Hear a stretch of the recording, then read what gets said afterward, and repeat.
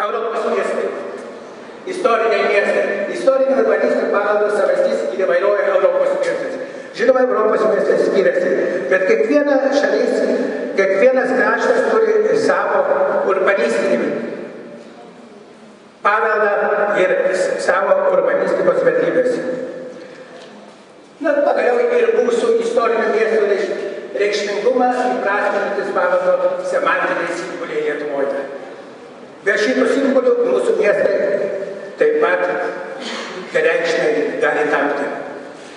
Kauno senamiestis ne tik urbanistikos ir architektūros nacionalinis turtas, bet ir miesto destrukcijos liudijantį teritoriją. Mes labai aiškiai matom šitas vietas destrukcijas, kurios reikalauja naujo kūrybo. Dar kartą paminėsiu, saugoti, kurti naują, saugoti seno vertę. Tai štai mūsų šitą teritoriją, kuri reikalauja kurti naujo, bet įsaugoti visą laikų tekstą, visame mūsų senamiestyje, savastį mūsų miesto. Pagrindiniai vizualiniai orientyrai Nemuno ir Neries santaka, žalieji Nemuno ir Neries upių šlaitai, senamiesčio sakralinės vertikalės, gynybiniai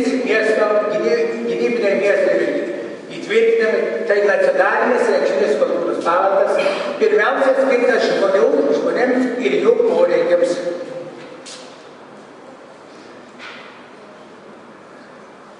Ir čia mes matom, ką jau kituose matėme iliustracijose mūsų senamiestį santakoje.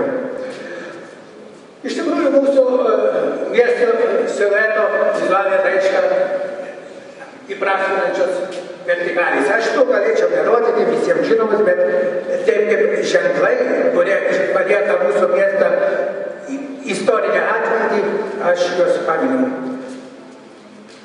Išskirtinis viešosios pagarbos archeologinės architektūros vietovės, dėl ko vyksta dabar didžiuliai ginčiai.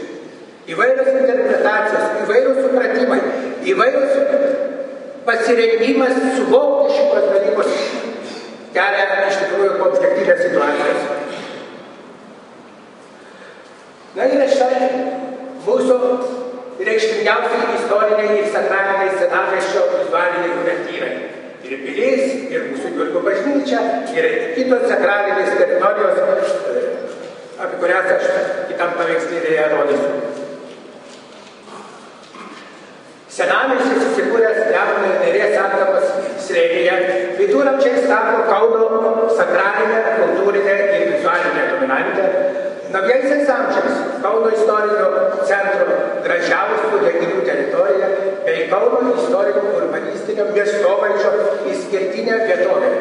Tai yra brangintinos vietos, su kuria kiekvienas architektas turėtų labai gerai suvokti šitą prasmę šitos vietovių. Nu ir mūsų senamiesčio galbūt dinamiški būdai ir vertikalės iš vakarų pusės Kauno senamiesčio tapatumo vertingosios savybės. Kodėl aš miniu senamiestį? Todėl, kad projektuojant vieną vietą, nematant visos visumos, mes kartais galima iš tikrųjų prarasti savasties tapatumą. Laiko ženklai Kauno senamiestyje. Štai iškyla klausimai. Mes matom išskirtinės mūsų senamiesčio vertybės. Ir štai senamiesčio vertybėse mes matom tas teritorijas, kurios kiekvienam laike paliko savo žymę. Ir irgi čia yra tam tikro apstatymo, tam tikro laikotarpio žymės. Man yra iš tikrųjų klaustukas. Kaip mums elgtis su šito teritorijų? Ar iš tikrųjų bijoti jų tūrių? Ar iš tikrųjų šitas teritorijas pasmerkti ir viską nuardyti ir paklusti naujai, visiškai naujom sprendimui? Čia gali būti begalį klausimų. Jeigu pažiūrėsim kitas skaitruolės, kurias aš norėčiau parodyti, ir štai mes matom skaitruolę, mes matom ir gamybinį objektą, ir dūmtraukį, ir matom skulptūrinius dalykus, ir matom didžiulės santaupas mūsų transporto ir pagaliau šitą pastatą, kurį aš nelaikau tokio jau labai bjaurių. Tai matom visą įvairovė, kurią reikia tvarkyti. Tai yra pakolkas chaotiška ir reikalaujanti architekto sprendimo. Ir štai pagaliau nesusipratimas ar nesiskaitimas su niekuo. Mes matome iš tikrųjų įvairovę ir istorinę terpę. Ir štai į ją ateina visiškai naujas dalykas, palikdamas tik kai kuriuos ženklus. Kaip elgtis su tą teritoriją, palieko mylėjai architektai ir su šiais objektais jums spręsti. Chaotiško bestovaizdžio išklotinis laukia panoraminių urbanistikos, architektūros ir paveldosaugos specialisto rūpestingo dėmesio. Pasižiūrėkime šitas panoramas iš Vilijampolės. Tai iš tikrųjų laukia urbanistų ir paveldosaugų ir kraštovaizdžio specialistų darbo. Pagaliau aš jums pateikiu nuo Santakos iki Vileišio tilto teritorijos panaudos perspektyvą. Kokios iš tikrųjų čia teritorijos turėtų būti? Aš paskutiniai skaičiuojai labai trumpai įvardysiu.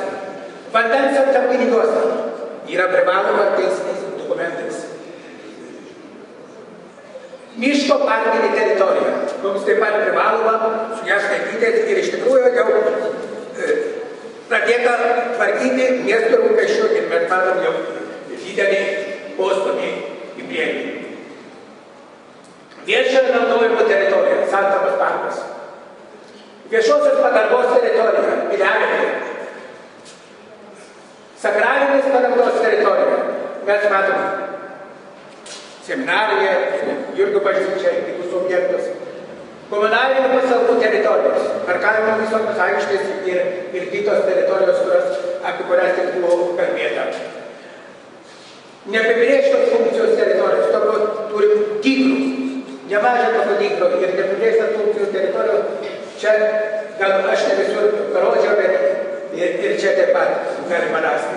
Gyvenamosios paskirties prioriteto teritorijos. Tai tos teritorijos, kur iš tikrųjų gyvenamoji paskirtis. Jeigu miestas neturi gyvenamosios funkcijos, jisai, galima pasakyti, mirštantis miestas.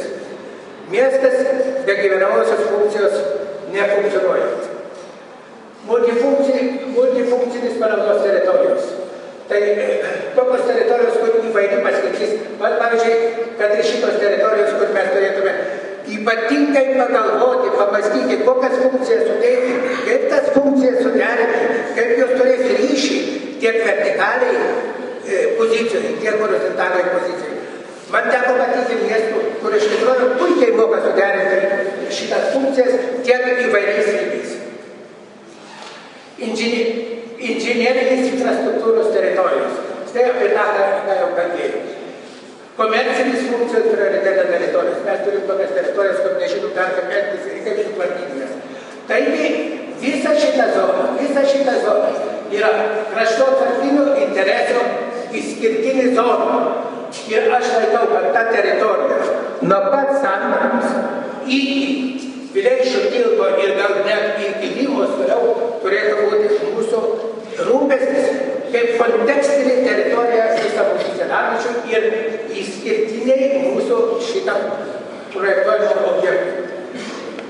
Paveldosauginių interesų išskirtinės teritorijos. Mes turim tas teritorijas pavadinti kaip pilys, kaip Bernardinų vienuolynas, kaip sakralinė teritorija, Jurgio bažnyčia ir kitos teritorijos. Iš tikrųjų, kur yra mūsų paveldinės teritorijos, mūsų paveldo rūpestis. Ir žemės sklypų Jonavos gatvė teritorija. Ir žinoma nedidelė, čia sunkiai matau šitą teritoriją. Šitą aš pateikiu tam, kad architektai planuodami šitą teritoriją pagalvotų, koks iš tikrųjų sudėtingas dalykas suderinti visas tas funkcijas, kad jos gyvybingai dirbtų ir sukurtų naują miestą. Ačiū už dėmesį.